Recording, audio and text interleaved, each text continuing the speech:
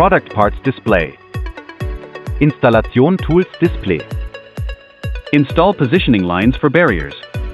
Anchor bolt positioning. Mark the anchor bolt installation location. Drill holes in the ground with an electric hammer. Clean the inside of the hole with a brush.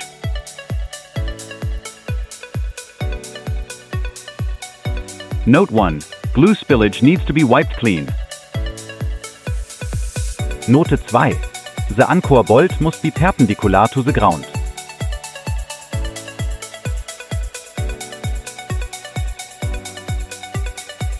Note 3. Anchor planting depth.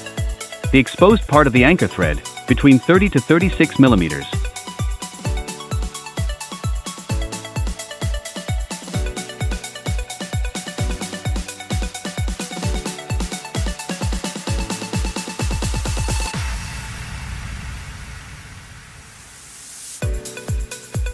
Note 4. Anchor bolt alignment hole position. Insert the glue into the hole. Complete installation in 30 minutes. Do not move the anchor during the curing time. Wait enough time for the colloid to solidify based on the temperature. First, the buffer block is inserted into the connector. Then the connector is inserted into the beam. Then the positioning piece is inserted into the beam. And finally the lower beam buffer cover is placed on the connector. The beam is inserted into the hole in the post. The lower fixing rod is inserted into the hole of the beam connector from the post to connect the beam to the post. The rubber pad is placed in the middle of the 4 anchor bolts. The rubber pad is facing up. Rubber pad is inserted into the bottom gap of the lower post, and 4 holes are aligned with the anchor bolt and installed to the end.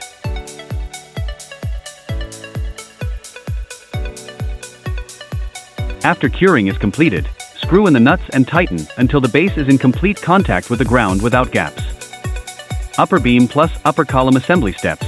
First, insert the upper and lower pulse connectors. Into the upper post, use M10*25 screws to fix the connector and the upper post, then insert the crossbeam. Buffer covers into both ends of the beam, and then align the 2 ends of the beam. Align the hole position of the column and insert it. Finally, insert the fixing rod from the column into the hole of the crossbeam connector to connect the crossbeam and the column. Insert the upper and lower post connectors into the lower post. Secure the upper and lower post connectors with the lower post with M10*25 screws. Use a rubber hammer to knock the end cap into the end face of the post. After installation, clean the surface and use a wet towel to wipe away any dirt on the surface.